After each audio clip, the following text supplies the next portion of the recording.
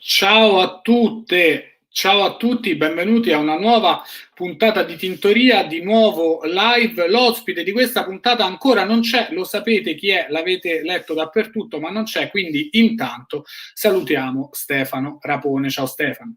Ciao, Oramai siamo di nuovo noi. abbiamo iniziato questa cosa dell'ospite che si arriva qualche minuto in ritardo. Noi intanto cominciamo a parlare, così la gente si può connettere. Se volete, potete condividere il video, potete dire alle persone di venirsi a sintonizzare. Se siete liberi, se conoscete persone libere, il venerdì alle 3 condividete questo video o comunque scrivetegli: guarda, ci sta Federica Cacciola e che è Martina Dell'Ombra, ospite di Tintoria dal vivo, sintonizziamoci tutti quanti, così poi possiamo fare le domande. Allora, approfittiamo di questa cosa che non c'è l'ospite, intanto per fare un po' di discorsi introduttivi. Tintoria si vuole un po' aggiornare, già ne avevamo parlato in altre puntate. Una delle cose che volevamo fare, che vorrei fare, è iniziare a produrre e vendere merch, perché il merchandise, perché mi è stato richiesto da molte persone e ripeto, ci sto pensando, ci avrei dovuto pensare prima, così sarebbe potuto essere un regalo di Natale, ma invece come sempre Tintoria si muove con i suoi tempi e i suoi ritmi, quindi tra l'altro vedo che dietro c'ho tipo la luce divina.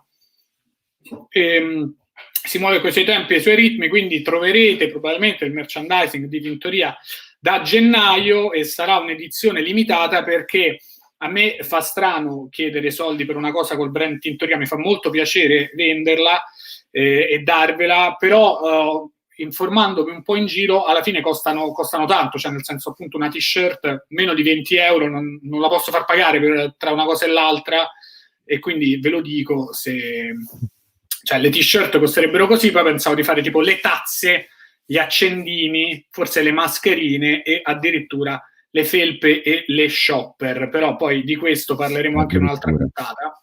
E invece un'altra cosa che ho fatto, che potete fare se volete supportare il canale per adesso, che ancora è in questa forma, sulla pagina YouTube Daniele Tinti, nella foto profilo, no, nella foto copertina, in basso a destra c'è sia il link al mio profilo Instagram, ma c'è anche il link al mio PayPal, perché YouTube dà questa possibilità. Allora, adesso Stefano mi dice giustamente, tu non puoi chiedere soldi e basta. A me infatti io non chiedo soldi e basta, io sto comprando, e questo ve lo dico spassionatamente, un computer, perché io lavoro, cioè tutto questo voi lo vedete su un MacBook Air vecchio di 7 anni, che comprai all'epoca perché per lavoro mi serviva solo viaggiare, mi serviva un computer leggero su cui scrivere monologhi e rispondere alle mail, e quindi il MacBook Air andava benissimo.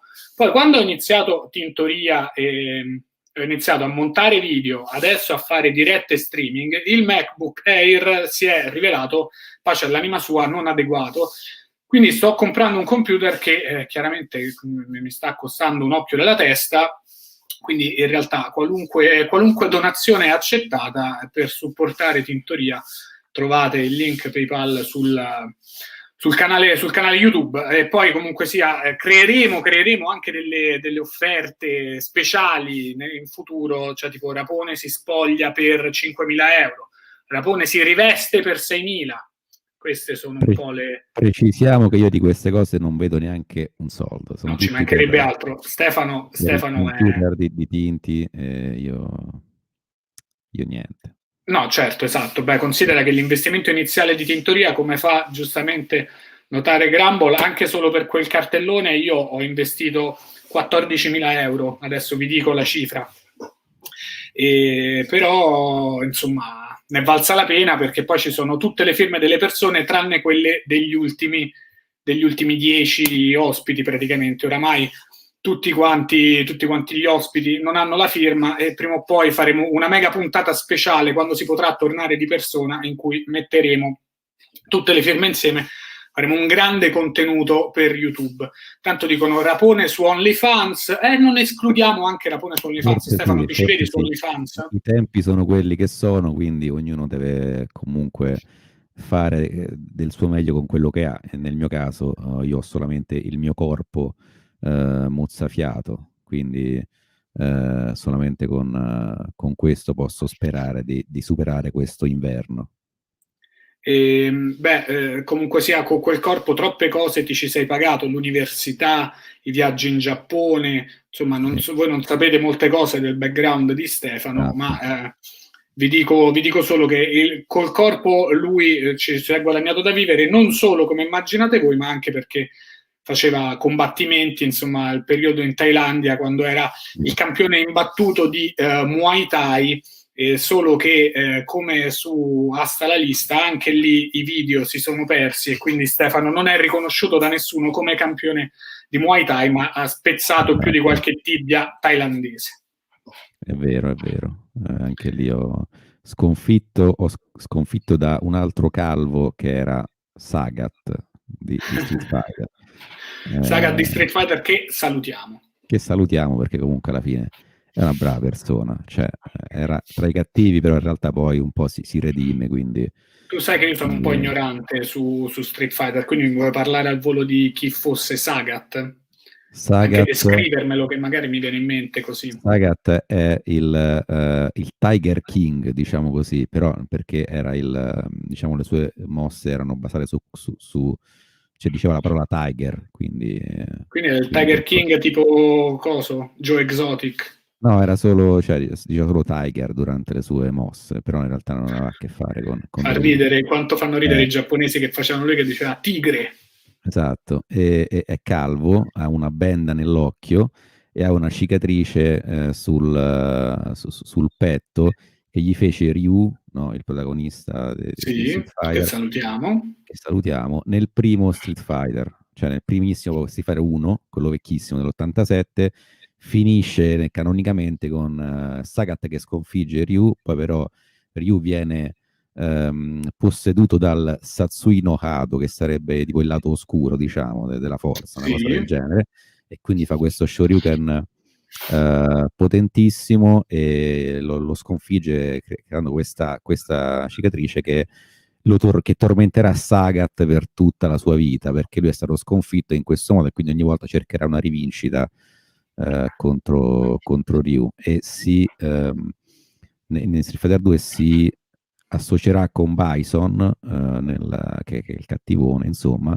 solamente a questo scopo, però in realtà lui è un guerriero nobile e anche lui cede un po' al lato oscuro per motivi di vendetta. Poi capirà che non è quello che deve cercare, deve solamente superare se stesso. Questo mi piace pensare. Un pozzo di conoscenza, questo per rispondere anche a Cesare che chiede se Rapone segue podcast o Twitch di videogiochi. No, perché Rapone è un podcast / Twitch di videogiochi, quindi per tutte le vostre info sui videogiochi smettete di seguire qualsiasi altro podcast che non sia Tintoria. Questo è il mio messaggio. Dovreste seguire solo Tintoria. Sto leggendo M di Scurati e quindi ho una visione un po' totalitaria dell'universo. Marco poi mi scrive: siamo solo a 2 comunque sia in 5 minuti. Daniele, stai bene? Quindi adesso momento self-conscious, ma io dico sempre comunque sia. Non ci ho fatto mai caso, veramente. Neanch'io, quindi caro Marco, mi stai facendo del male, spero che tu sia nel torto, però qualora tu non lo fossi io sono fatto così. Chiedo alle altre persone, mi espongo alla pubblica gogna, io dico tante volte comunque sia. Brutta mazzata, sarò sincero, non mi aspettavo questa brutta pugnalata. Ci sta, ma cioè, alla fine ci sta che uno dica delle parole spesso, va bene. Sì, no? Probabilmente dico comunque sia, come dico anche altre parole, dico come va, ciao, dunque, proseguiamo, quindi in questo senso dico parecchio comunque sia, o magari le dico in modo slegato, dico comunque molto spesso, sia molto spesso, e lui le ha accorpate solo in questo momento. Per esempio Federica dice che non lo dico, quindi caro Marco, chi ti manda? Il muschio selvaggio? Potrebbe fare un montaggio con tutte le volte in cui dice comunque sia e vediamo se... Marco, se te la senti, ecco appunto, secondo me dico più volte che salutiamo, però quello insomma è l'inside joke straordinario di Tintoria. E comunque sono le 15:10 venerdì, c'è il sole a Roma, si può dire. C'è il sole. Si è scusato Marco, si è scusato per questa cosa e giustamente dicono dici spesso che i comici sono permalosi e a questo punto penso sia vero. Beh, è No, vero. no, no. Allora, fermi tutti. Questo non è essere permalosi, questo è essere sensibili, che è verissimo, essere self-conscious. No, più che altro su come parlo, facendo il podcast e risentendo le puntate del podcast, mi sono accorto in questi 2 anni di alcuni errori proprio di dialogo che facevo e che faccio a volte, e quindi cerco di correggerli. Però questa cosa di comunque sia non me ne sono mai accorto, quindi se così fosse sarebbe una cosa in più da tenere d'occhio. Quindi diciamo era più un momento self-conscious che un momento permaloso. E ti rendi conto di essere vecchio quando leggo OnlyFans e devi andare su Google a cercare di capire cosa sia. Massimo, bravissimo, che hai scritto questa cosa falsa. Sappiamo tutti che sai benissimo cosa sia. Ma OnlyFans è solo OnlyFans. per le cose di nudo? Cioè, come funziona? Allora, mi sa che No. OnlyFans in teoria è che tipo i tuoi follower pagano per vedere dei contenuti esclusivi che possono vedere solo loro. Poi questo si è tradotto immediatamente in cose di nudo, cioè non è stato creato forse solo per le cose di nudo, però poi all'atto pratico viene usato per le cose di nudo. Non so bene Oh, qui come viene. ci stanno mettendo contro comunque Ferrari e Ravenna a possibili vari di teoria. No, sono Purtroppo non amici. so chi siano queste persone, quindi non so come pormi nei confronti di persone che non conosco. No, siamo amici, cioè alla fine siamo contemporanei e ci sono tanti podcast contemporanei ai nostri, quindi No, io non ne conosco nessuno, sarò no. sincero, non mi viene in mente, e queste persone che voi avete nominato non so chi siano. Mercedes e Mantova avete detto? Non so, non conosco, andrò a vedere il loro podcastino minore, senza alcun dubbio. E allora, sono le 15:12. Allora, devo dire una cosa: Federica aveva premesso che oggi sarebbe arrivata un po' in ritardo, però noi, come sapete, siamo puntualissimi, quindi io e Stefano ci siamo connessi, ma ci fa pure piacere chiacchierare un po' con i fan, perché poi di solito cosa succede durante il podcast?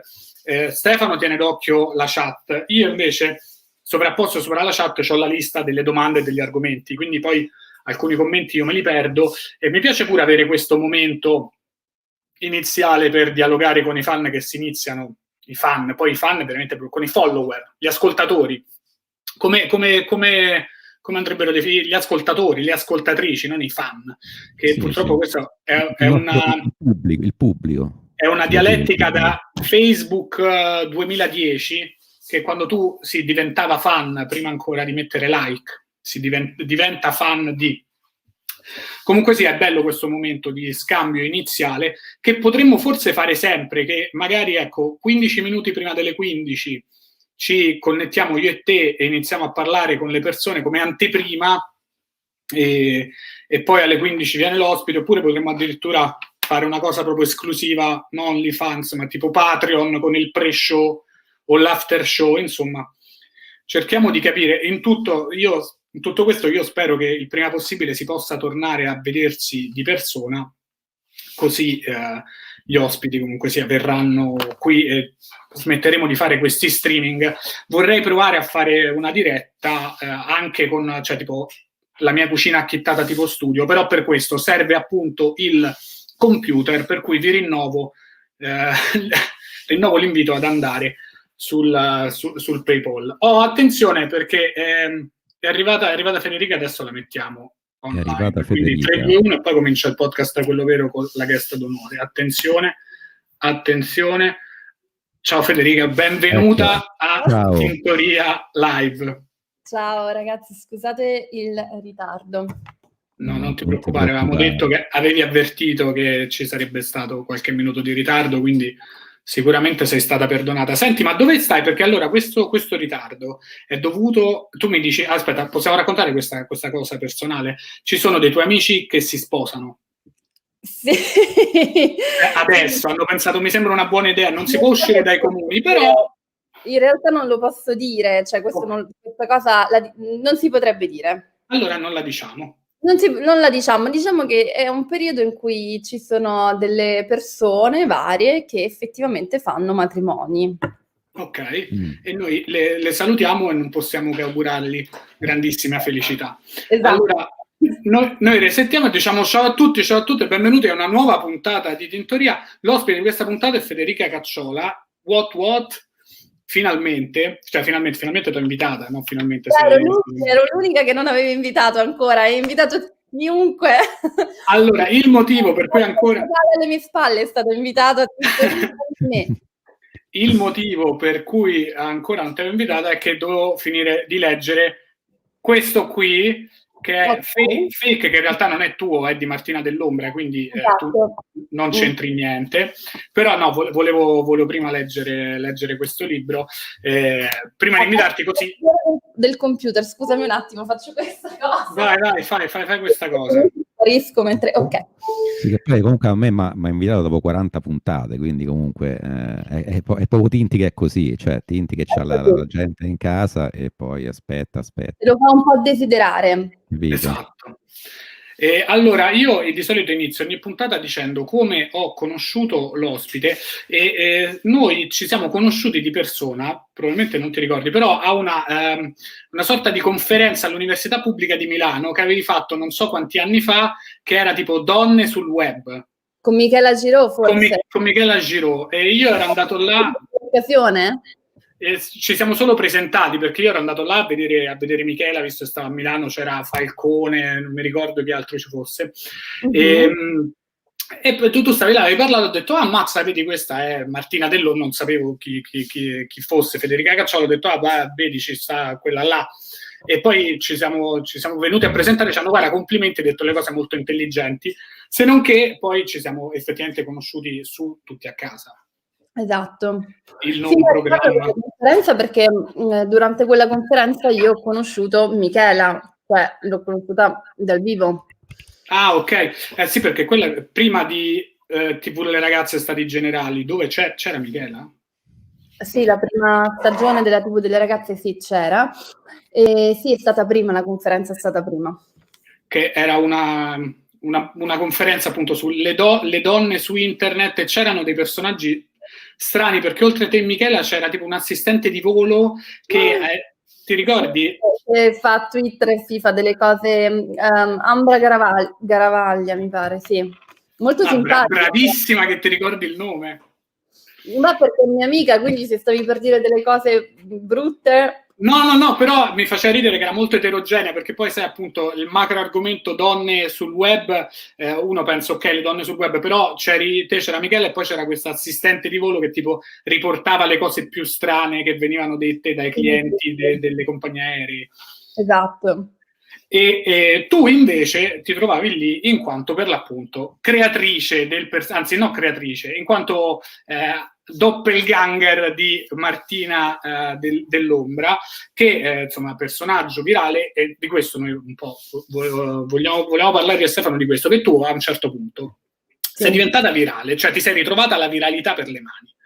E tra l'altro ho visto in una video intervista che veramente è successo per caso, cioè tu hai messo il video, hai sfattonato, hai detto ops, non l'hai messo privato, l'hai messo pubblico ed è diventato virale. In realtà sì. Sì, perché io perché avevo messo un titolo tipo 5 buoni motivi per non andare via dall'Italia. Evidentemente è stato subito indicizzato perché quell'argomento in quegli anni erano 5 anni fa, sembra una vita fa. Era quando ancora la gente andava via dall'Italia, nel senso che si poteva fisicamente uscire dall'Italia. Comunque, no, scusate, io quando parlo del passato, e per passato intendo qualunque cosa avvenuta prima del 2020, mi sembra un'altra epoca, quindi ho anche difficoltà, cioè ricordare come sono avvenute alcune cose, finiamo a parlare inevitabilmente di dinamiche, di cose che oggi non potrebbero più esistere, cioè di argomenti che sono completamente spariti, cose per le quali discutavamo su internet che non ci sono più, cioè questi tipi di argomenti. Comunque invece in quegli anni i video di Martina Dell'Ombra parlavano appunto delle cose di cui si discuteva al momento e io l'ho messo su YouTube, sì, per farlo vedere ai miei colleghi di compagnia perché lavoravo in una compagnia teatrale e l'ho messo aperto. In una notte ho avuto 200.000 visualizzazioni e credo altrettanti insulti. È incredibile, No. quindi che comunque sia la viralità uno la trova quando non la cerca. Ma non lo so, questo come l'amore e Come come la l'amore. terra, come i fili persi, cioè come tutte le cose che non ti ossessionano probabilmente. Cioè diciamo che ossessionarsi per qualcosa è il modo migliore per allontanarla. E cominciamo comunque con una lezione di vita. Lezioni di vita by Cacciola, che Esatto. non vi consiglierei a nessuno, però Beh no, però questa è già una lezione come importante. sono inquieta, mi sto spostando 1000 volte. Beh, ma puoi fare pure, appunto, puoi fare parkour, puoi fare quello che vuoi, puoi fare pure dei girotondi. Allora, tu quindi diventi virale 5 anni fa. Sì. E diventi, diciamo, con tutto il rispetto, youtuber 5 anni fa. No, inizio a mettere dei video su YouTube, ma sono passata a Facebook molto molto presto, credo dopo 6-7 mesi. Ok, ma poi facevi contemporaneamente YouTube e Facebook o solo Facebook? Ho fatto solo Facebook, a una certa solo Facebook. Ok, e allora concentriamoci sulla prima parte, perché con Stefano eravamo curiosi. Com'era essere popolari su YouTube e anche, no, vabbè, in realtà anche su Facebook 5 anni fa? Cioè, adesso YouTube e in generale il mondo di personaggi del web è molto istituzionalizzato e ce ne stanno migliaia. Mentre invece la sensazione mia di Stefano è che quando Martina dell'Ombra ha avuto successo non ce ne fossero così tanti ed era ancora un po' più Wild West. Quindi cioè, com'era? Era effettivamente così, cioè, d'impatto aver avuto quel tipo? Era come la Rai quando c'erano solamente 3 canali, cioè c'era solamente la Rai e tu eri un po' il Pippo Baudo. Sì. No, allora diciamo è vero che c'era pochissima, ce n'erano pochi, è vero, quelli del web erano pochi, il punto è che questo dava anche uno svantaggio perché di sicuro non si era istituzionalizzati, quindi io ho litigato con amici, colleghi, parenti, tranne mia madre, l'unica con cui non ho mai litigato è mia madre, che ha sempre apprezzato quello che facevo, ma per tutto il resto sembrava una cosa denigrante, denigratoria nei confronti di se stessi, una cosa non rispettabile in ogni caso. In questi anni da questo punto di vista è stato fatto qualcosa di molto diverso. E poi devo dire che sì, essendo più che pochi, era come qualcosa... almeno io per i miei video ci sono stati dei momenti, dei video in cui se io facevo un video, ho fatto una volta un video che ha fatto 8-10 milioni così di botto, ma quegli 8-10 milioni era come se ti avessero visto tutti, praticamente tu uscivi per strada e la gente ti riconosceva proprio così. Oggi devo dire che tanti video fanno questo tipo di numeri e mi sembra che la popolarità poi che ne derivi sia ancora meno, cioè già rispetto alla televisione era una popolarità più fittizia. Mi sembra che oggi lo sia ancora meno, cioè che duri effettivamente ancora meno. E che le persone ti vedono sì lì passare in un video che fa milioni di views, però poi non si soffermano più di tanto. Poi io, diciamo, c'è anche stato il caso per cui al di là delle persone che mi vedevano, c'erano anche gli articoli di giornale e tutte queste cose che ruotavano intorno a 2 cazzate sostanzialmente. Questo è un meccanismo che c'è ancora, Ma posso quando ti riconoscevano, no? Ma cioè, quindi ti trattavano come se fossi Martina dell'Ombra. Sì, mi trattavano come se fossi sì. E quindi cioè, tutti, cioè, come si rivolgevano a te e tu poi come rispondevi? Cioè rispondevi nel personaggio oppure dicevi no, io ragazzo... Allora, io ho fatto per, mi pare 1 anno e mezzo, forse 2, io siccome ero invasata della mia performance, cioè nel senso che Martina non nasce come un personaggio comico di base, nasce come una performance sostanzialmente. Io facevo l'attrice di una compagnia di teatro di ricerca che così sembra una supercazzola, ma noi lavoravamo all'estero prevalentemente, quindi insomma lo facevamo realmente.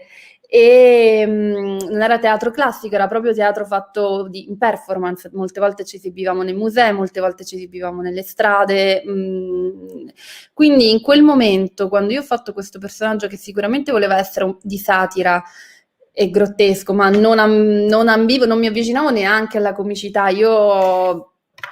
La comicità è una cosa che ho sempre pensato di non avere, tant'è che diciamo Martina è fatta con dei testi comici, ma in maniera totalmente nessun comico potrebbe uccidere così le battute, perché sono proprio uccise. Quindi in realtà quel cortocircuito deriva anche da un mix di incapacità che io ho nel fare il comico. E quindi io per 1 anno e mezzo, diciamo, ho continuato a mantenere il personaggio e lo mantenevo anche nelle interviste, e le persone non lo sapevano che facevo il personaggio apposta, ma per me era molto importante che nelle interviste in televisione io rispondessi come Martina, e siccome non volevo nessuno che mi sgamasse,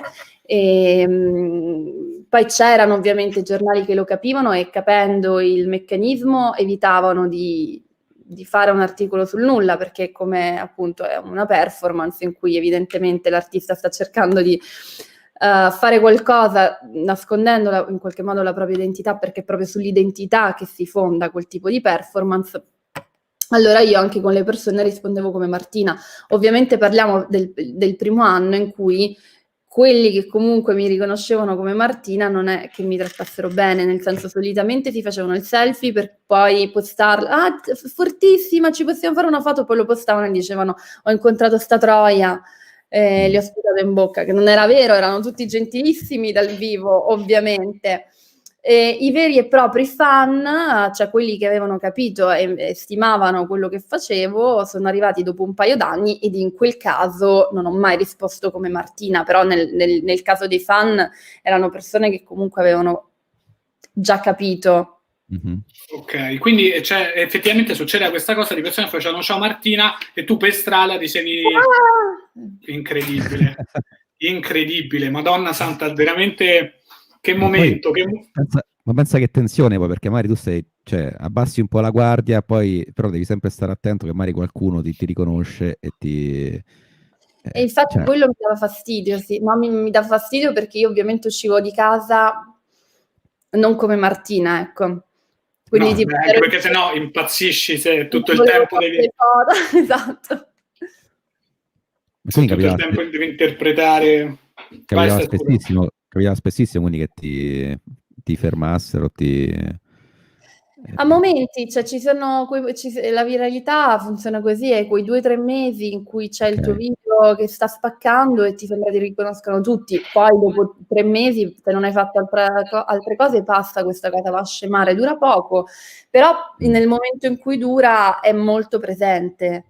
Senti, ma tu, perché tu sei un po'... non voglio dire Apolide, però tu sei siciliana, ma hai vissuto a Milano e anche a Roma, no Apolide? Gira Italia. Dove questa viralità? Dove si percepiva? Ho vissuto anche a New York. Ecco, dove però immagino questo pre Martina e l'Ombra. Sì. Questa viralità di Martina, dove si percepisce, cioè dove la percepivi di più, tra virgolette, la fama?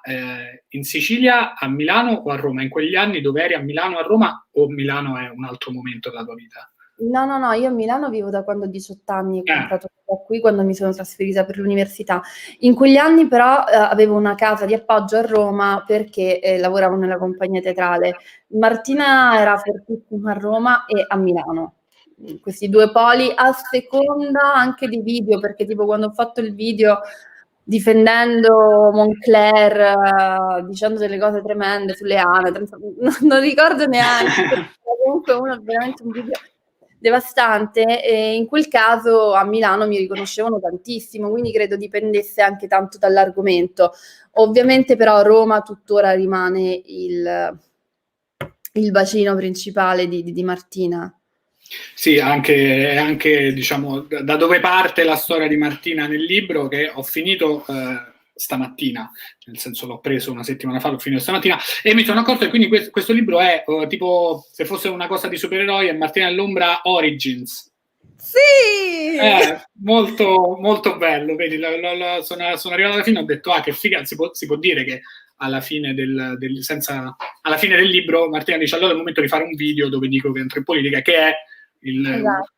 che è uno dei tuoi video, molto bello tra l'altro, molto, molto interessante, molto strano, cioè nel senso surreale di fantascienza, non è come uno se lo aspetta, quindi consiglio tutti, adesso magari ci sono degli ascoltatori che non stanno guardando, edito da Mondadori, si chiama Fake, una storia vera, romanzo satirico, però romanzo satirico molto strano, perché appunto questa Martina da Roma Nord che poi viene trasportata in vari mondi strani, surreali, che adesso non stiamo a descrivere, da fantasmi illustri, e che riprende anche un po' Christmas Carol. Riprende Christmas Carol, riprende la Divina Commedia, così per avere un riferimento easy. I gironi infernali, cioè, a un certo punto c'è una citazione: caddi come corpo morto cade. Sì. Quindi sì, riprende un po' tanti classici della letteratura, profanandoli tutti. Cioè, ci mancherebbe altro. Sì, in effetti è un satirico distopico, quasi, cioè tra il distopico e il fantascientifico. Diciamo che questo libro, la cosa buona è che mette insieme tutti i miei generi preferiti. Perfetto. Tra l'altro però in uno di questi mondi in cui Martina viene trasportata si chiama Veggie Geta. Quindi qua arriviamo a un argomento caldissimo di tintoria. Cioè, tu ti piace Dragon Ball? Sì, lo vedevo quando ero piccola. Vai, allora possiamo parlare dell'argomento preferito di Stefano Rapone. Se tu fossi un personaggio di Dragon Ball, quale personaggio di Dragon Ball saresti? A turno forse un po' tutti, posso dire, perché io credo che i personaggi di Dragon Ball siano le varie nostre personalità. Ho fatto questa riflessione, io credo che piaccia così tanto perché tutti a turno siamo, vabbè, intanto la grande metafora del Saiyan che poi si trasforma in Super Saiyan, e poi non c'è mai limite alle trasformazioni, e questo prende sicuramente, ci identifica nella preadolescenza, ma ci poi guida per tutta la vita. Però gli stessi personaggi, devo dire, ci sono dei momenti in cui mi sono riconosciuta in Goku, poi mi ha dato sul cazzo, poi mi sono identificata con una serie di cattivi, fra l'altro, ora non li ricordo, ma sì, a turno mi stavano simpatici. Quando Goku mi è andato sulle palle, i cattivi sono diventati il mio riferimento. Ok. E quindi credo che le donne, anche se sono un po'... Beh, Bulma personaggio top, cioè 360 gradi. Sì, ma Bulma, cioè, ecco, rispetto ad altri anime anche più vecchi, cartoni, sinceramente i personaggi femminili in Dragon Ball, un po'. Se proprio devo essere sincera, io mi identifico in Lamu da sempre, per sempre probabilmente, e però in generale in dei personaggi un po' più di spessore all'interno delle proprie storie, mentre quelli di Dragon Ball sono un po'... Ok. Parlavamo in un'altra puntata. Sì, ne abbiamo parlato, c'è una clip sul canale YouTube di Tintoria Highlights dove parliamo solo delle donne in Dragon Ball, però effettivamente... Noi davamo un po' di spessore a Bulma, cioè se non altro all'interno di Dragon Ball è un personaggio centrale. È centrale, però diciamo che io la trovo sempre... Comunque identifica una donna che si stressa molto. Beh, ok. In che senso? Cioè, ovviamente si trova in... Vabbè, si stressa nel senso che si trova in un mondo circondato da persone che possono distruggere un pianeta con un dito, però è anche vero che tiene testa a tutti, anche a quelli che sono i più terribili, quindi... Sì, però lo fa un po' da mammina, capito? Cioè, è proprio un po' forse un po' la Wendy della situazione. Che senso la Wendy? Ok, bella provocazione. La Wendy con... come si chiamano? Che era Peter Pan e i bambini sperduti. Sì. La Wendy, tu Rapone, hai letto, hai visto Peter Pan? Perché ho visto Peter Pan, no, stavo tentando di capire il collegamento. Perché però non Gwen lo so. è una donna in mezzo a un gruppo di maschi completamente di maschi bambini che non vogliono crescere, e lei è vero che li tiene testa ed è molto forte, però è anche vero che per tenergli testa rinuncia a tanti aspetti, fa tanta fatica, c'è una fatica sta Però vita. non, Invece le donne si divertono di più. non penso però che sia il caso di Bulma, perché comunque lei è una apprezzata scienziata, ricchissima, quindi alla fine... Sì, sicuramente è molto apprezzata, però la trovo sempre un po' schiacciata da questi maschi. Lei è fighissima, ovviamente, molto più di tutti i maschi circostanti. Per questo vi chiedo perché sono i maschi circostanti ad essere sostanzialmente protagonisti. Perché sono più forti fisicamente. Vabbè, capisci? Cioè, io mi fai rosicare, mo mi cazzo. Vabbè, capito, è indirizzato ai maschi degli anni '80, quindi è normale che ci abbia anche Quindi i delle maschi cose. più forti di tutti, i maschi degli anni '80. Esatto. Esatto. Nessun maschio è più maschio di un maschio degli anni '80. Però ecco, nonostante tutto, però, secondo me, nonostante fosse indirizzato a quel tipo di pubblico, c'è un personaggio femminile che però non è forte fisicamente, ma è forte in altri, cioè, principalmente dal punto di vista intellettuale e come risorse, come dire, che non sono di forza fisica, ma tutto quello che c'è intorno, cioè tutto quello che non è forza fisica lo rappresenta lei. Quindi, secondo me, nonostante sia appunto un... In questo è molto sessista, cioè in questo va a sposare esattamente diciamo lo stereotipo del mondo di maschi che sono sostanzialmente fisici ma rincoglioniti, cioè fanno un sacco dei casini, e poi c'è la donna che comunque ha più cervello di tutti ed è quella più sensata e mette a posto le cose. Ecco, ci sta, in effetti sposa perfettamente, secondo me, il modo in cui si sente un ragazzino a 12-13 anni, anche il modo in cui lui vede probabilmente le compagne, cioè Dragon Ball è quel mondo lì, anche tutta una serie di riferimenti sessuali, ormonali, di esplosioni, di cose che comunque fanno chiaramente riferimento a quello.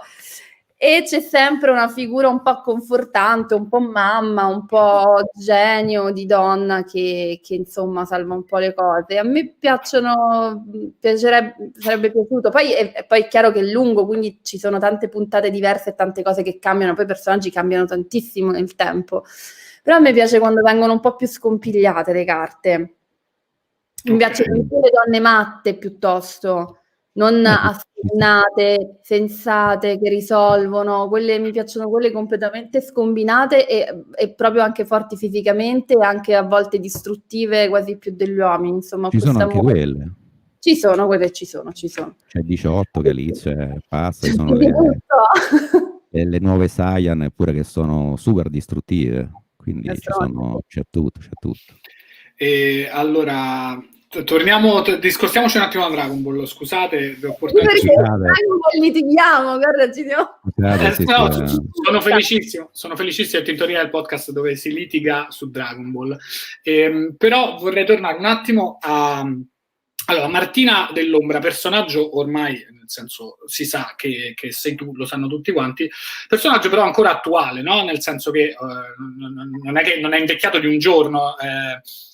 Pensavo, quando ho visto, c'è stato lo scandalo, adesso mi ricordo il nome della puntata, di come essere sexy al supermercato, quello lì, se lo avesse fatto Martina Dell'Ombra, sarebbe stato perfetto, e cioè nel senso era una cosa che avrebbe potuto fare Martina e sarebbe stato esattamente, cioè, la satira su questa eccessiva sexizzazione delle donne, che pure al supermercato la televisione gli deve dire come essere sexy, e c'è bisogno che la televisione pubblica dia questo messaggio. Quindi Martina resta un personaggio attuale, ma ci sono altri personaggi che vorresti fare o che ti piacerebbe fare o che farai? Allora, Martina sì, è un personaggio in realtà non solo non è invecchiato, il problema è che è diventato quasi troppo vicino alla realtà, cioè è la realtà che nel frattempo si è avvicinata a Martina, normalizzando Martina. il che la rende molto meno efficace, perché le cose che diceva Martina ed erano in maniera scandalosa anni fa, oggi non sono neanche più personaggi, cioè vengono fatte veramente, vengono dette veramente, e quindi questo l'ha messa in difficoltà, tra virgolette, ha reso comunque meno potente il personaggio, secondo me, ma perché è un mondo che si è andato, a mio avviso, estremizzando.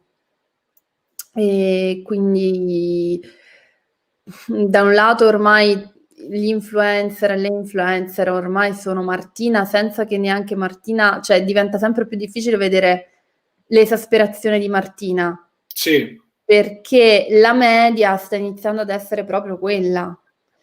E altri personaggi che ho fatto, in realtà ho fatto altri personaggi, ho fatto la naturopata, ho fatto la mamma pancina, che è un personaggio che mi piace molto, però diciamo che io tendenzialmente non sono propriamente un interprete di personaggi, quindi per me i personaggi sono sempre in qualche modo delle performance, per cui fatti sempre in maniera non molto macchiettistica né smaccatamente comica, sono interessanti quando possono sembrare verosimili e fanno satira di un qualche tipo, ovviamente, satira verso una categoria umana, una tipologia, una caratteristica.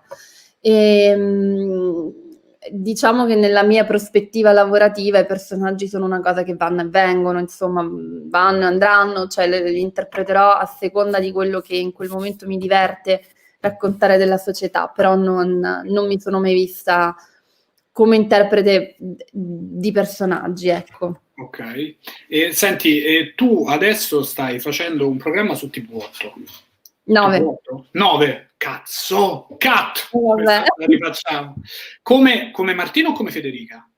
E come Martina, perché dovevo iniziare la collaborazione facendo degli interventi satirici come Federica, però c'è il Covid, in studio non si poteva fare perché non c'era pubblico, per cui abbiamo optato per delle esterne, e un programma del genere nelle esterne ha bisogno di un tipo di interazione con le persone, a volte con i politici, e io ho ritenuto più adatto farlo con il personaggio di Martina, che è un personaggio molto utile e funzionale a questo tipo di contenuto. Ok, certo. E questo mi sembra giusto.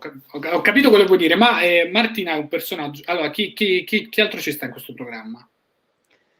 Chi conduce il Chi programma? conduce il programma? Il programma è di Luca Sommi, Andrea Scanzi, con la partecipazione di Marco Travaglio. Oh, perfetto. Scanzi e Travaglio, che sono due personaggi maschili forti, oltre a essere persone e non personaggi. Quindi Martina è un po' non so come dire.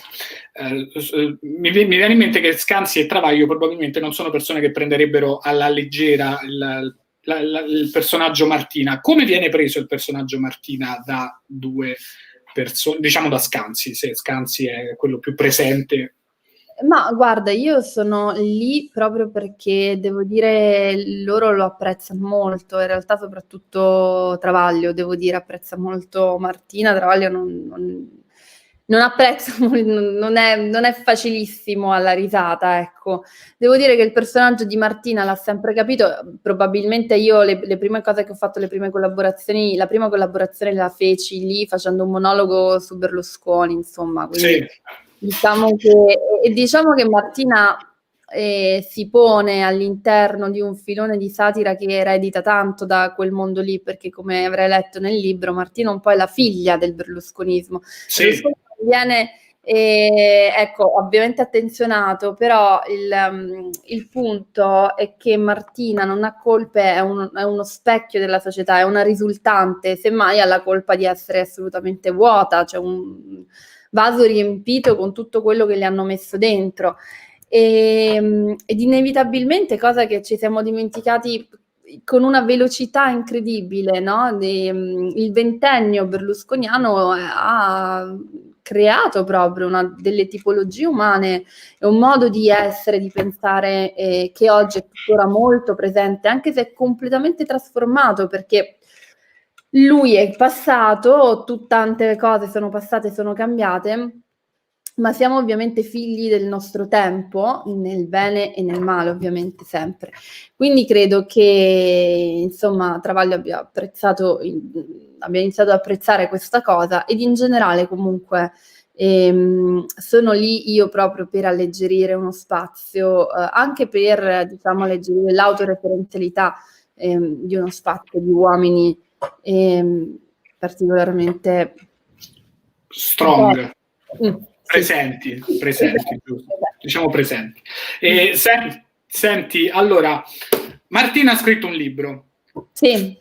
Questa è proprio domanda. E Federica lo vorrebbe scrivere un libro? Cioè, scriveresti un altro libro? Perché penso che comunque sia scrivere un libro sia anche una grandissima fatica. E quindi tu invece, Federica, cioè, come ti sei trovata a scrivere? A scrivere come Martina, ma a scrivere, e ti è piaciuto e lo rifaresti non come Martina? Allora, io con la scrittura ho un rapporto molto particolare, nel senso che di fatto il mio lavoro, cioè anche prima scrivevo, io sono laureata in lettere e nella stessa compagnia teatrale scrivevo drammaturgie, ho lavorato come sceneggiatrice, anche all'estero facevo questo, quindi di lavoro scrivo. Nonostante ciò lo detesto. Scrivere una cosa che so fare, mi viene bene, cioè poi è soggettivo, però a livello tecnico io parlo anche proprio di competenze, no? Come se fossi un architetto e ti dico sì, è una cosa che so fare, la pratico, la faccio per vivere e mi appassiona ovviamente, e dallo stesso tempo è un aspetto del mio lavoro che detesto perché è molto faticoso. Ed io, come tante persone che sia scrivono sia performano, sono due attività completamente diverse. Molti di noi scrivono e performano, e secondo me c'è sempre chi si identifica di più, ama di più scrivere o performare in qualche modo. Io amo di più performare, nel senso mi sento proprio meglio quando sto in giro, questa è proprio la mia qualità proprio attoriale, qualità inteso proprio come caratteristica attoriale. Mi rilasso molto quando devo fare qualcosa scritto da qualcun altro, sono felice di poter stare sul palco, mi piace l'attività fisica anche, cioè proprio fisicamente stare in mezzo alle cose, mi piace quel movimento, mentre scrivere è un movimento assolutamente inverso. Ti chiudi, guardi quello che c'è dentro di te, sei fermo, se non internamente ovviamente, ed è molto faticoso, e quindi ho un rapporto di amore ed odio. Però non posso diciamo fare finta che non sia il mio lavoro, per cui sì, lo scriverò un libro come Federica, solo che come in tutte le mie cose, io diciamo faccio le cose, ho dei processi un po' lunghi, ecco, un po' lunghi. Diciamo che l'uscita da Martina per trovare una mia identità, adesso una mia voce, è qualcosa di molto lungo, perché io sono così, sono un po' lenta da questo punto di vista, ci metto un po', per me è sempre un parto, possiamo dire. Quindi verrà fuori un altro libro firmato come me stessa, così come sta venendo fuori in realtà lo spettacolo teatrale, contiene anche delle cose di stand up, però ecco, sono processi un po' lunghi. E aggiungo, scrivere in realtà con la voce di Martina è stata una cosa molto molto molto difficile e anche entusiasmante come percorso, però non è stata una cosa, ecco, semplice. Banalmente, dopo aver fatto Martina per così tanti anni, qualunque altra cosa io faccia sembra molto più facile. Questo anche stare sul palco è incredibile. E quando conduci con un personaggio, io ho condotto 2 programmi facendo un personaggio, la conduzione normale ti sembra una cosa che dici ma wow, ovviamente non è semplice, però è come se io mi fossi lanciata in questo mondo facendo il triplo salto mortale, per cui fare semplicemente il salto mortale è meno faticoso. È come quando Goku si allenava con la corazza della tartaruga, poi se la toglie e riesce a saltare altissimo, vedi, esattamente. Esatto. Questa cosa qui, torna tutto anche in questo caso. Ma io ti volevo chiedere, visto che si parlava, intanto volevo dirti una cosa, che cioè io in realtà tu ti sei tolta questo personaggio di Martina dell'Ombra, in un certo senso, da un certo punto hai detto io non sono quello, sono...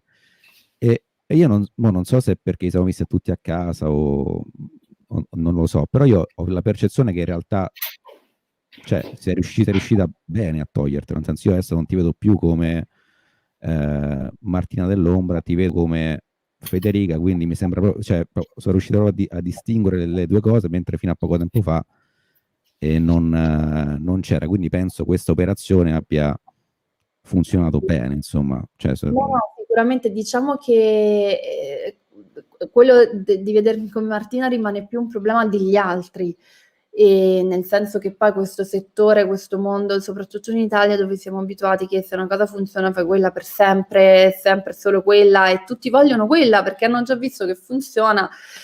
E, il problema è negli occhi di chi guarda, però non è detto che il problema che è negli occhi di chi guarda non sia anche un problema tuo da artista, cioè ti devi comunque, io sono serena, ma io diciamo non ho mai avuto io personalmente un accavallamento con Martina.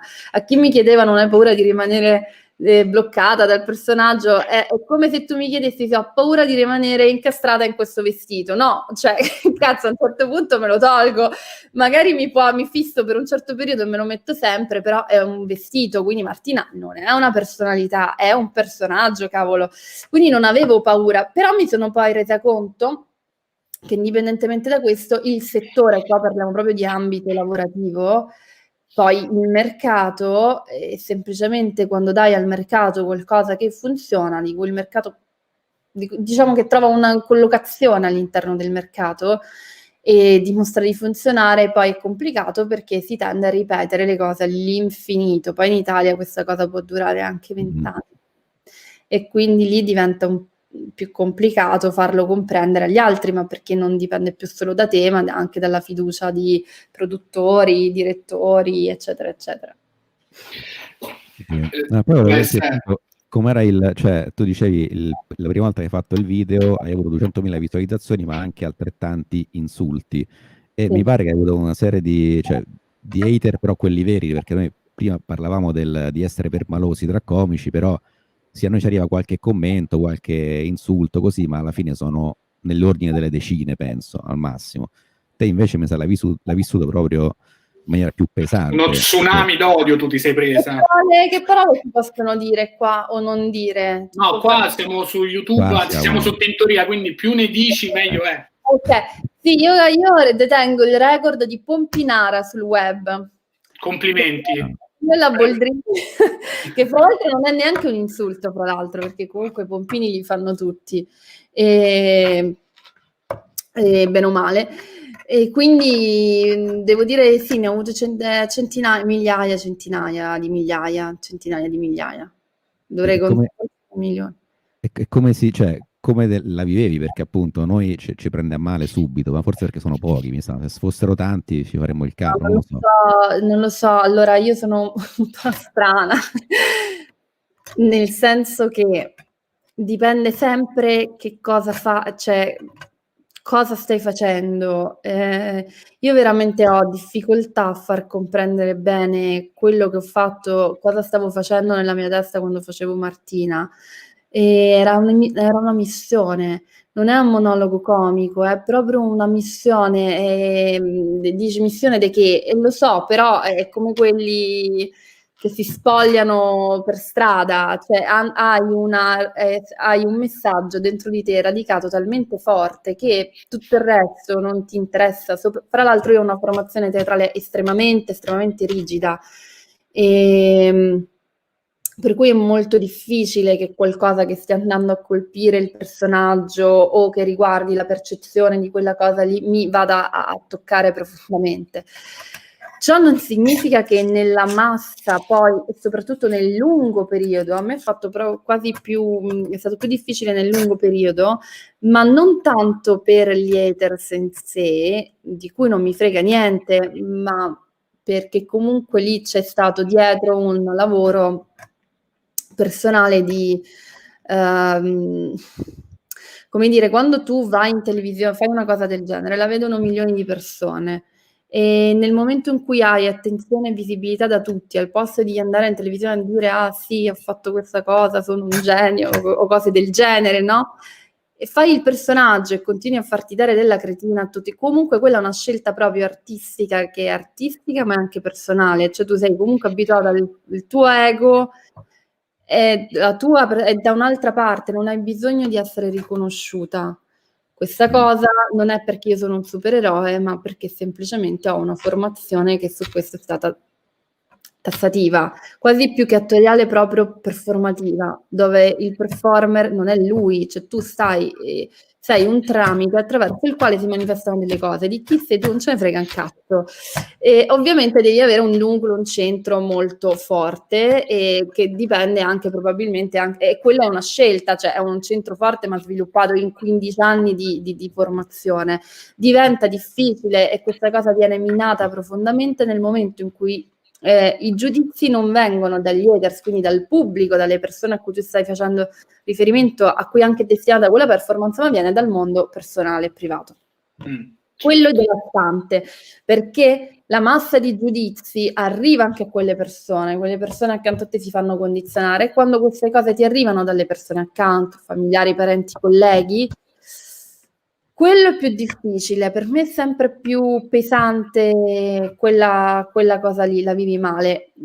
Altra cosa poi è l'aspetto fisico, è quello però, come dire, ti arriva e poi lo elabori e poi ti riarriva e poi lo elabori, ma perché in questo caso il mio personaggio non ha una grande maschera e quindi il corpo è pur sempre il mio, per cui se mi dici nasona, ho effettivamente un nasone, quindi in dei momenti di debolezza ci puoi rimanere male se non hai l'obiettivo di stare facendo una cosa che secondo te in quel momento è fighissima, che esula dalla battuta. Dici, ho fatto sta cosa, mi prendo sta merda per una battuta? No, io me la prendo per uno scopo mio più alto, che per me era in quel momento far vedere alcune cose, alcune assurdità della realtà circostante. Vedi che figata. Quindi Stefano, la risposta è se tu facessi battute un po' più profonde di quelle dozzinali che fai, non te la prenderesti così a male. Giuro che non è quello. No, ma è che guardate, da questo punto di vista è molto diverso, perché io mi trovo, ovviamente sono scivolata, cioè sono chiaramente finita poi in mezzo alla comicità, che è una cosa che amo molto, apprezzo tantissimo, e tuttora lavoro comunque su questi toni. Però il punto di partenza di un comico e quello di un performer, così come e quello di un attore ancora, sono punti di partenza completamente diversi. E comunque il comico dell'approvazione ha bisogno.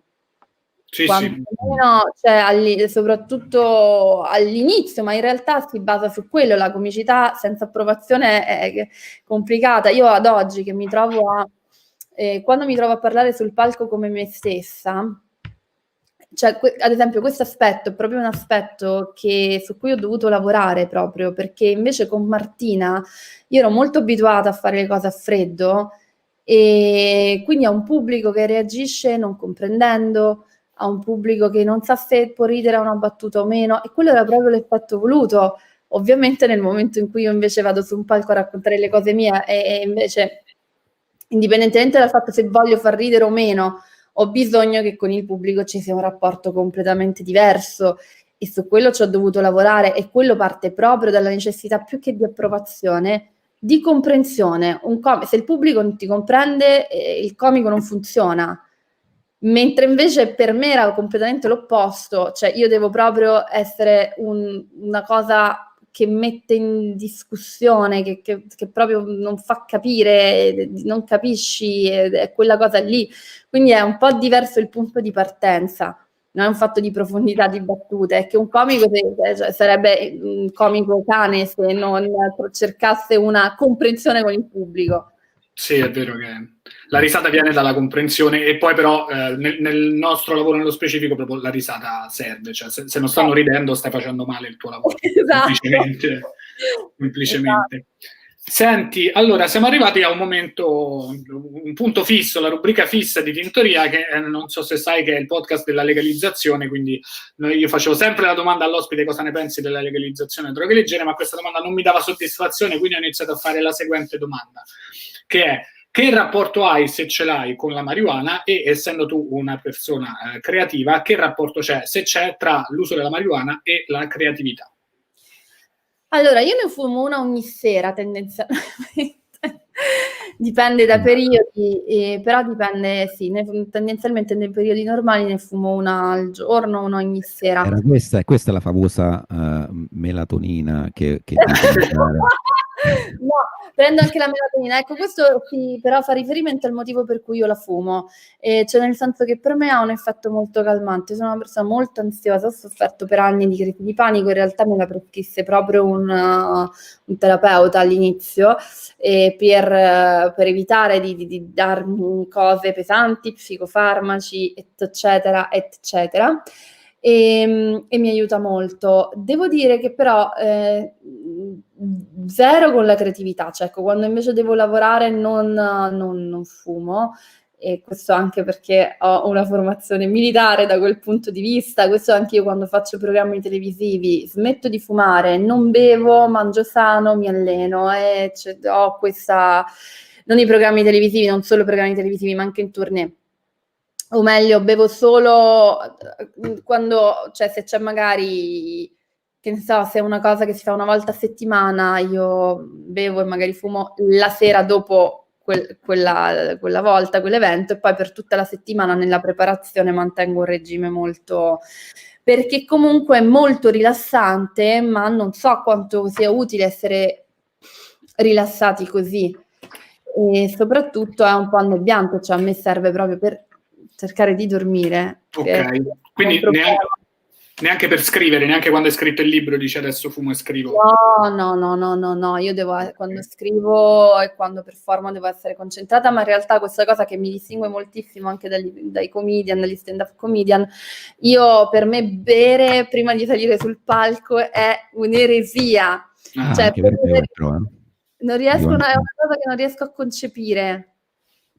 Per me è uguale, cioè io pure, se capita che bevo prima, poi sto un po' così, un po' brutto, sto malissimo. Però siete voi due, no? Gli altri comici, devo dire che... Gli altri veramente, cioè, si bevono questi bicchieroni di birra e buon per loro, però appunto diciamo, ecco, che la stand-up ha un senso perché nasce da un mondo un po' molto colloquiale da sera, però io non ce la farei mai. Quindi no, quando devo performare, quando devo scrivere, no. Io la fumo prima di dormire, se devo dormire, se mi devo rilassare. Ok, vedi, trovo molto interessante questa cosa. Io, per esempio, ho smesso di farmi le canne oramai da 2 anni e mezzo perché mi fanno invece a me venire l'ansia, e trovo molto interessante, ed è una cosa che ho riscontrato anche in altre persone che magari soffrono d'ansia e quindi hanno un po' sono un po' sfasate da quel punto di vista. La marijuana le riallinea, e invece se non soffri d'ansia normalmente, almeno nel mio caso, la marijuana mi sfasa.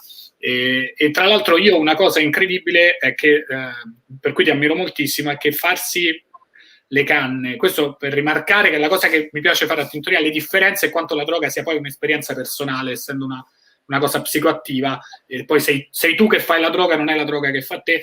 Per me, con i tuoi hater, farmi le canne sarebbe impossibile, considerato che se io mi faccio una canna e leggo un commento tipo, ma non un commento breve, tipo certo questa battuta è un po' già sentita, pure se è una battuta mia, originalissima, io se ho fumato comunque poi ci penso 2 giorni.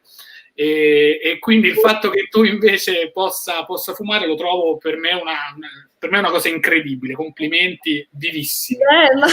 Ma guarda, dipende sempre da che ossessione ti scegli, cioè uno si può ossessionare. Io sono sempre ossessionata da qualcosa, solo che è difficile che siano i commenti o questo tipo di cose. In generale ritengo molto allora, questo è un lavoro, nessun essere umano sano farebbe questo lavoro, per sano intendo senza delle sue, nessun essere umano che sta molto bene, molto completo, che non ha avuto nessun tipo di, non lo fai proprio, forse non esisterebbe l'arte, cioè proprio entriamo in una dinamica, l'arte comunque è sempre molto compensativa.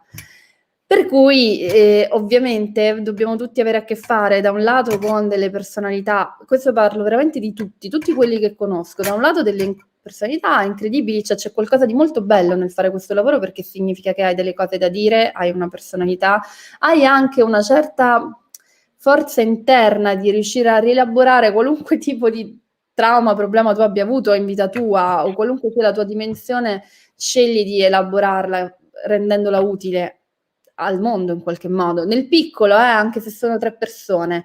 Quindi ci sono tante cose positive. C'è un aspetto che però secondo me dovrebbe essere evidenziato, e chiunque fa questo lavoro deve rifletterci tutti i giorni, tipo farsi la preghiera la mattina e una la sera, che è il narcisismo e l'egocentrismo, che rimangono i nostri mostri, per alcuni è più palese, altri lo nascondono molto bene, ma è lì e non faremmo questo lavoro se non fosse lì.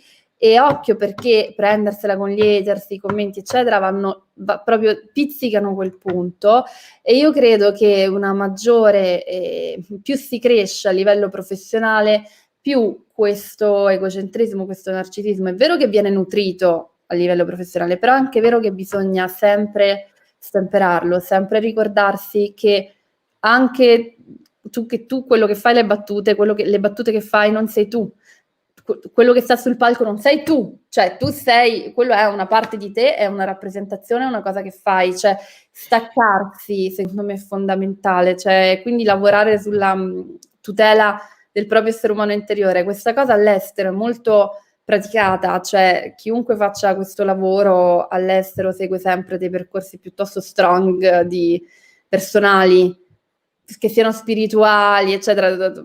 Gli attori di Hollywood banalmente sono quasi sempre tutti in fissa su cose del genere, perché oppure sono drogati e si suicidano. Ecco, bisogna saperlo sempre che ti porti dietro questo mostro. Poi noi non abbiamo quel tipo di divismo, molti di noi non arrivano neanche ad essere mai famosi, mai conosciuti, quindi vabbè, però il web ti mette sempre di fronte a una certa popolarità e a determinati riscontri che fino a 15 anni fa, 20 anni fa, i riscontri ce li avevano solo quelli che ricevono le lettere dai fan. Sì, hai ragione. Mentre nella dimensione di oggi, secondo me bisogna farci sempre tanto i conti, perché quella cosa inquina la tua vita, inquina il tuo lavoro, è vero, cioè, inquina anche nel momento in cui tu magari una cosa che stai leggendo magari potrebbe contenere una qualche verità, anche se è un insulto, c'è magari un qualcosa che ti può essere utile per migliorare, ma se tu ti fai toccare, ti fai pungere, come fai? Poi... Sì, no, quelli sono il peggio, quelli che hanno ragione sono quelli che fanno più male, ti fanno una critica e tu stai malissimo perché è vero, e quindi dici devo migliorare su questo, però quelli sono quelli che mi fanno più male, quelli che effettivamente vedono un errore. Però effettivamente qua fai così e tu dico, cazzo, è vero, maledetto stronzo.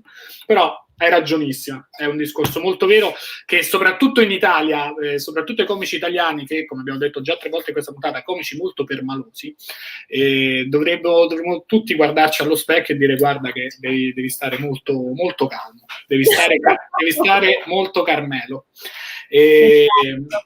Esatto, darsi anche meno importanza, cioè non sei importante, ma non tutti, cioè nessuno di noi conta niente, se posso permettermi. Guarda, questa è una cosa che nella comicità italiana secondo me si è persa, non è che si è persa, non c'è mai stata, cioè tu comico, tu persona che ti occupi di comicità, quello che fai è mostrare i paradossi, gli scarti, le esagerazioni, le cose estreme del mondo che ti circonda. Nel momento in cui tu presenti un'idea alternativa, cioè un punto di vista alternativo, non vuol dire che quel punto di vista che presenti tu sia giusto solo perché è alternativo.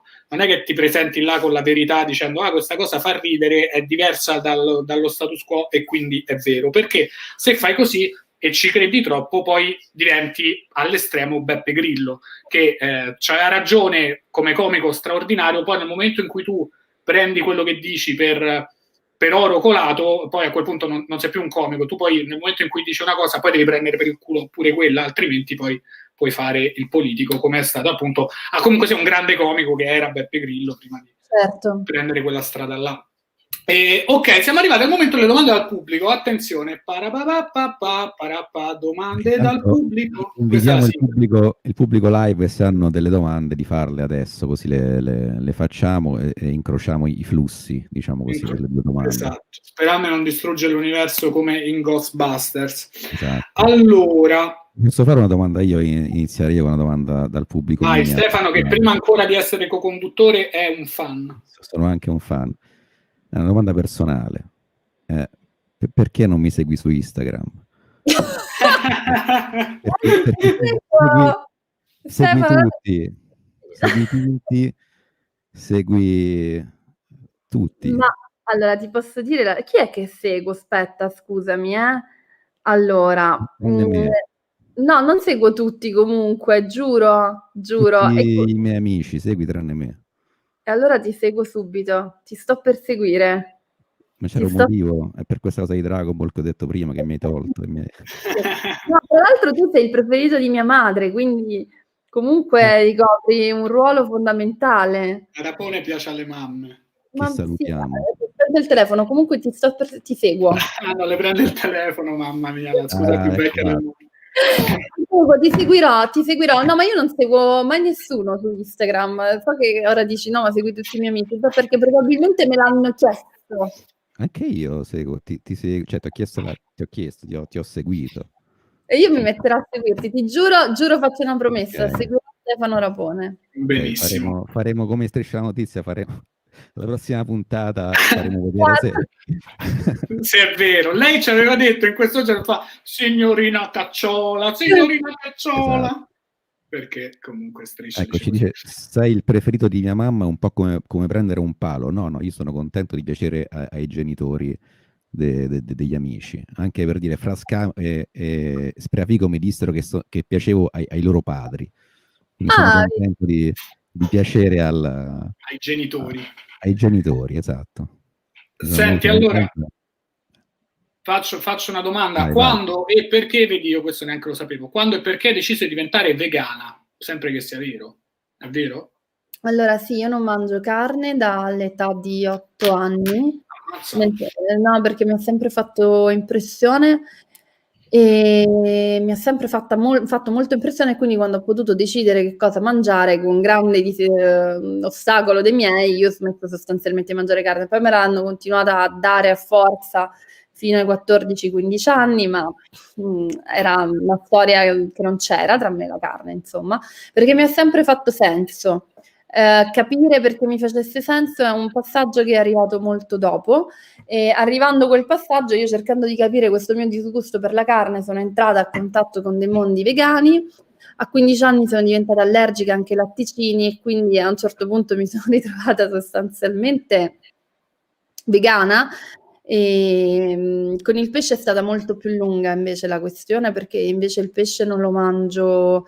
Il pesce è una questione meno legata all'istinto per me, è più legata poi ad una questione etica, però forse per me lo mangerei. E diciamo che poi sono diventata del tutto vegana intorno ai 20 anni, anche se essere vegani è un percorso. Ci sono delle fasi, mangio io, a volte mangio delle uova, a volte negli anni ho mangiato del pesce, non mi pongo il problema, la ritengo però una scelta, diciamo per me naturale. Secondo me è naturale, comunque in generale credo che gli esseri umani, cioè sia pacifico dire che gli allevamenti intensivi siano una delle cose più peggiori in assoluto del pianeta, e quindi se si eliminasse la questione degli allevamenti intensivi, di per sé come esseri umani, anche quelli che la mangiano ne mangerebbero molta meno, che sarebbe comunque una cosa salutare per tutti quanti, indipendentemente da come uno la pensi. Poi io comunque in generale non credo sia corretto far nascere degli animali per ucciderli e mangiarli, ma questo è proprio una questione di approccio alla vita, e non credo sia neanche particolarmente salutare. Io faccio da anni una dieta vegana seguita a livello medico, quindi con integrazioni, bilanciamenti e tutto, e si può fare benissimo. Invito tutti quanti, anche quelli che mangiano carne, perché non sono non sono fanatica, entro raramente nell'argomento perché non mi piace parlarne, perché credo che sia una cosa che ognuno deve scoprire da sé, e se non fosse per la questione degli allevamenti intensivi, che è una cosa che tutti dovremmo combattere, anche perché stanno distruggendo il pianeta, è probabilmente il motivo per cui moriremo tutti, visto che sono tra le prime cause di inquinamento al mondo. E ne derivano anche alimenti che fanno molto male, ormai in maniera oggettiva, e quindi insomma sarebbe buono per tutti cercare di alimentarsi con un'alimentazione maggiormente vegetale, ecco, e sempre meno da proteine animali, e se proprio si deve, che siano selezionate in maniera etica. Senti, allora sull'argomento continuo io la domanda. Tu quindi non mangiavi carne istintivamente da quando eri bambina, diciamo a un certo punto hai capito che eri vegetariana, poi vegana, Sì. però quindi prima che se ne parlasse, perché adesso insomma è una cosa di cui si parla, i vegani e i vegetariani sono delle entità riconosciute, ti sembra che la questione poi sia effettivamente più ascoltata, al di là delle persone che adesso si dichiarano vegetariane e vegane, secondo te c'è stato un impatto culturale sulle persone che mangiano meno carne? Io te lo chiedo perché io ho sempre il mio riferimento, c'è la mia bolla romana, e poi magari quando torno all'Aquila mi confronto con persone che stanno fuori dalla mia bolla. Allora, quando tu torni giù, anche al di fuori della tua bolla romano-milanese, c'è più attenzione, ti sembra? Sì, vabbè, ma quando io ho smesso di mangiare carne, mangiavo verdure grigliate e patatine fritte, cioè questo era il modo di essere vegani quando negli anni 90, diciamo, prima negli anni 2000 anche, cioè era così, mangiavi la focaccia e vabbè, ci sono le verdure grigliate. Io ad oggi odio le verdure grigliate. Mi viene il vomito perché le ho mangiate per anni. I ristoranti avevano solo quello, cioè io andavo al ristorante e ti prendevi o la pizza marinara, un'altra cosa che odio, o le verdure grigliate. Questa cosa è cambiata del tutto perché già solo anche proprio per dei motivi commerciali, quindi tu oggi trovi un sacco di ristoranti vegani pressoché ovunque. È vero che giù è più difficile, nei piccoli centri è più complicato rispetto alle città. Sicuramente io a Milano ho avuto vita più facile perché i ristoranti vegani c'erano già 15 anni fa, però ne ho trovati molti di più. Qualunque supermercato oggi ha dei prodotti vegani, ha le alternative, qualunque bar ha il cappuccino di soia che era una cosa impensabile, il cornetto vegano, cioè oggi è completamente diverso, sì, c'è molto più spazio, assolutamente. E all'estero ancora di più, ovviamente. Che ci consigli come cibo vegano buono? Questo si aspetta, si connette anche ad alcune domande che ci hanno fatto delle persone, cioè perché non metti molte più ricette, perché non metti molti più, fai storie di te che cucini cose, più che altro. Ma questi ascoltatori hanno mai seguito la storia dei miei dolci a tutti a casa? Penso siano proprio quelle persone che vogliono vedere più te che intraprendi. Intanto vedranno me che ho un ciuffo completamente in aria. Sta diventando Super Saiyan. Esatto, non lo faccio perché io ho una certa reticenza, mi sento sempre un po' strana a fare a far vedere cose che riguardino la mia quotidianità. Ok. E io ci ho messo, ho il profilo Instagram alla fine da 2 anni, 3 anni, cioè quando la gente ormai ce l'aveva da 10 e tutti mi chiedevano ma sei pazza a non avere Instagram, e soprattutto quindi un po' devo dire mi imbarazza, però effettivamente dovrei farlo. E poi sono una gran pasticciona, cioè io cucino moltissimo, ma pasticcio anche, ecco. Però forse proprio quella è la chiave, perché tutti quanti vediamo le storie di questi e queste che cucinano benissimo, però poi noi quando riproviamo la ricetta la prima volta, un sacco di volte la canniamo. Io ho fatto un ossobuco da inchiesta, però quello non lo vediamo mai, quindi invece vedere i primi tentativi, tu che fallisci a fare le meringhe, ci rende tutto più umano e impariamo anche. Cucina di merda, insomma, questa è la questione, cioè una serie di video. No, ma li farei molto volentieri. È una cosa che semplicemente non mi è venuta, perché per me far vedere io che cucino è come far vedere me che faccio la cacca, insomma.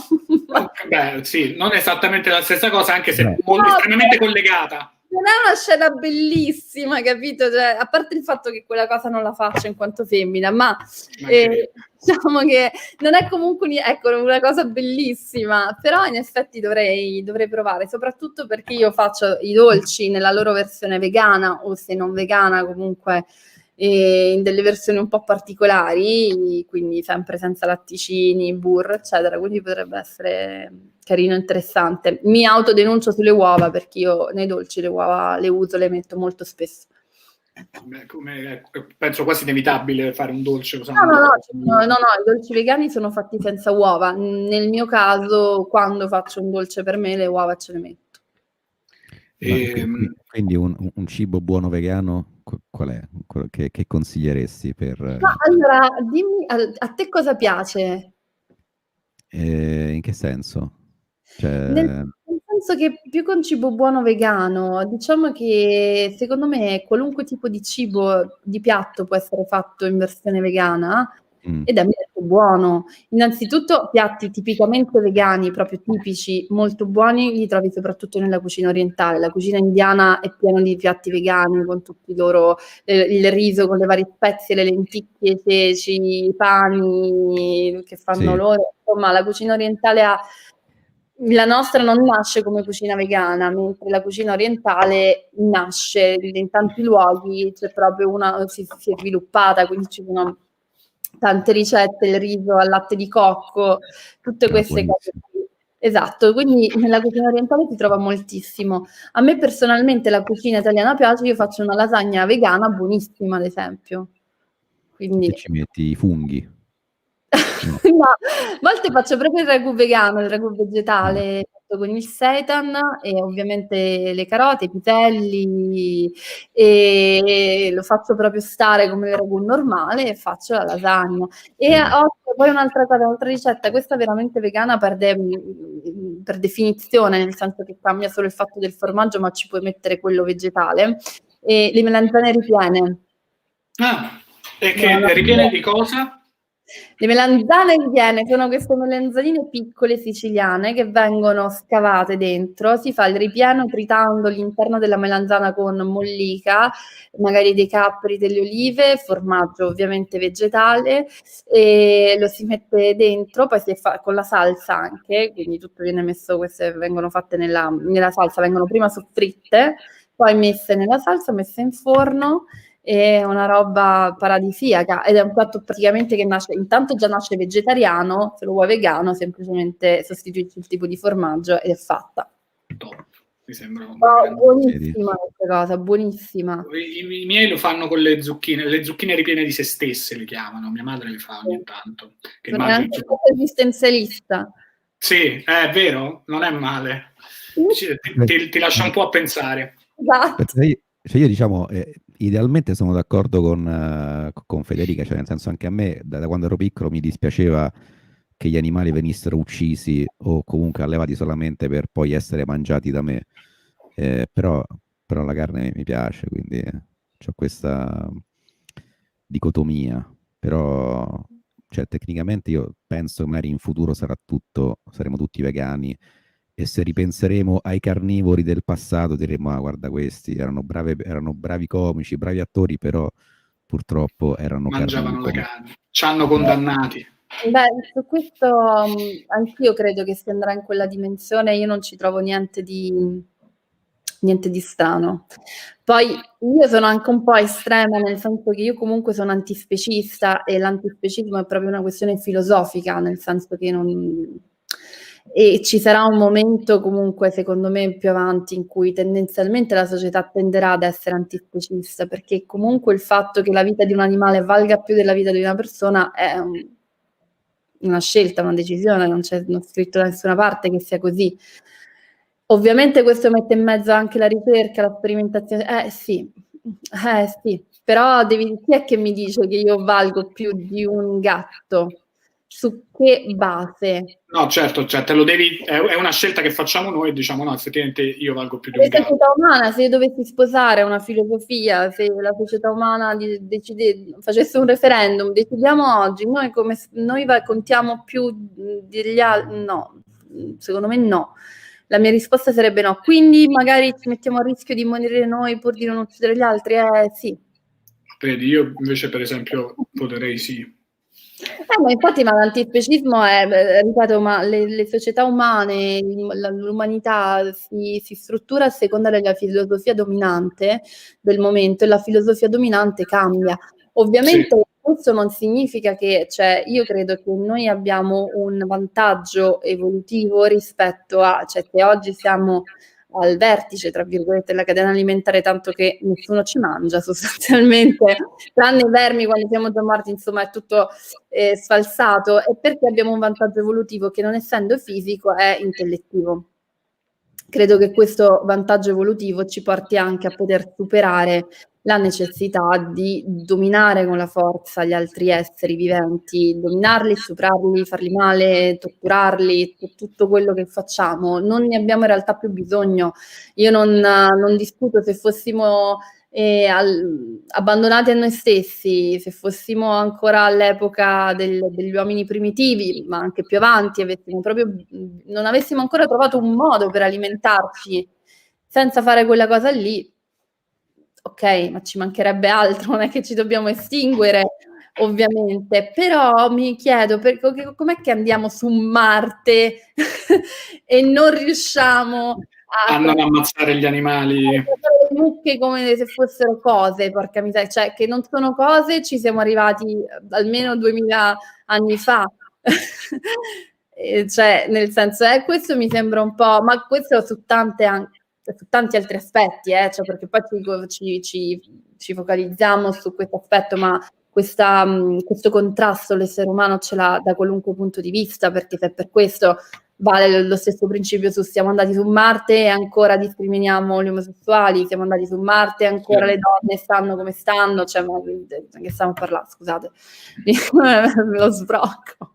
No, certo, c'è anche, ci hanno fatto un beat, credo sia Seinfeld che Brian Regan su questa cosa, siamo andati sulla Luna e ancora, poi loro facevano, e ancora non abbiamo inventato dei fili che non si intrecciano, però il senso più filosofico è quello, cioè Esatto. siamo là a porci la questione, forse dovremmo andare su Marte e non riusciamo a porci la questione, forse non mettiamo dei polli in batteria e macelliamone 100 al secondo, no, forse 100 milioni al secondo più che 100 al secondo.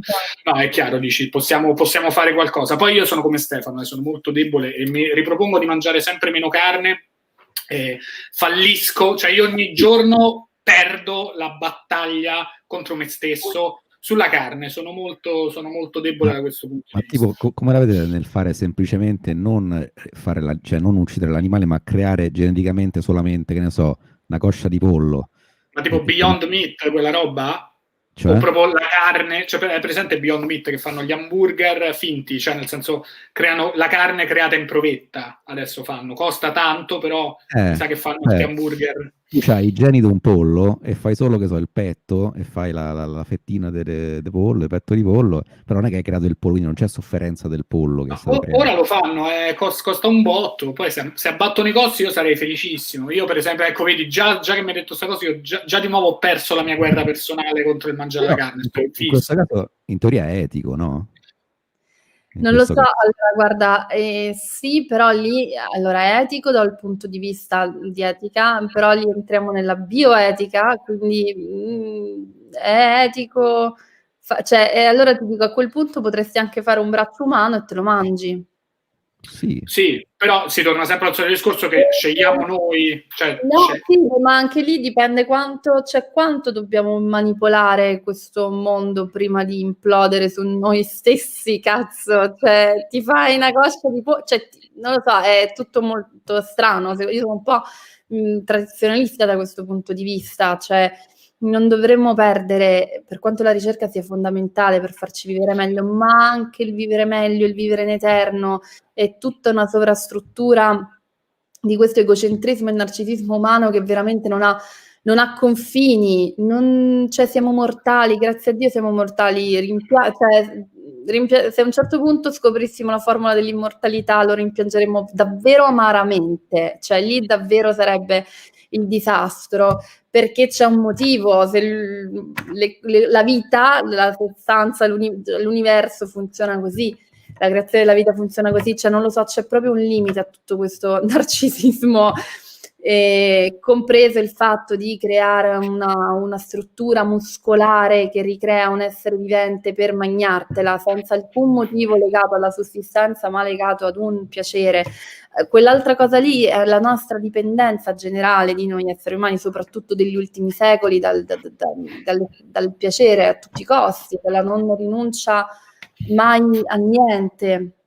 No, è vero che ci si pongono delle belle questioni filosofiche sul futuro adesso che la tecnologia e la scienza superano la natura e quindi diventiamo super uomini e super donne. In che modo dobbiamo usare questi superpoteri che la tecnologia ci permette di usare? Ai posteri filosofi l'ardua sentenza. Noi comunque noi faremo battute al riguardo. Faremo gli scemi sempre. Esatto. Però in generale non bisogna, cioè, non lo so, forse non bisognerebbe togliere la dimensione spirituale, non cattolica, non religiosa, non dovremmo perdere la dimensione spirituale generale della vita, secondo me.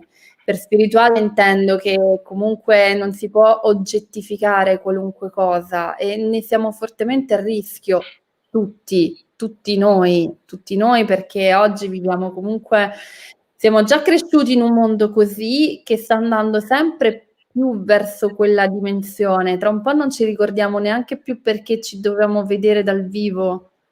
Sì, vero, questo mi spaventa moltissimo. Infatti, tanto possiamo fare tutto tanto lo stesso. Ma non è proprio lo stesso, cioè se è da 2000 anni che ci vediamo dal vivo nello stesso posto per raccontarci delle cose in presenza, c'è qualcosa, lo spirito di quella cosa lì, per questo parlo di spiritualità, lo spirito di quella cosa lì non è oggettificabile, non è vendibile, non è barattabile con nient'altro e quindi bisogna un po' tutelare questo aspetto, secondo me.